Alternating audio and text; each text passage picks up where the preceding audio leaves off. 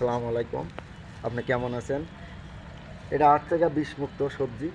এখানে আমাদের doctor MD sir Mohammad doctor Nazir Hossain উনি এগুলো পছন্দ করে, এই জন্য আমি টুকটাক সময় দিয়ে এখানে আমরা যতটুকু পারি এতে আমরা একটু পরিচর্যা করি। আসলে আমরা বিষমুক্ত সবজিটা খাওয়ার জন্য চেষ্টা করতেছি, দেখা গেল ভরসা কী হয়।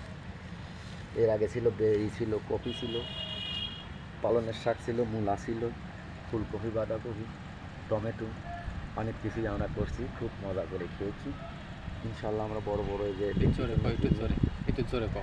বড় বড় ঝিঙা, দুন্দুল, ইনশাল্লাহ এগুলো জানালা দেবো। জানালা দিলে পরে তার পরবর্তীতে যখন আমাদের ফসল হবে তখন আবার আমরা ভিডিও ছাড়বো।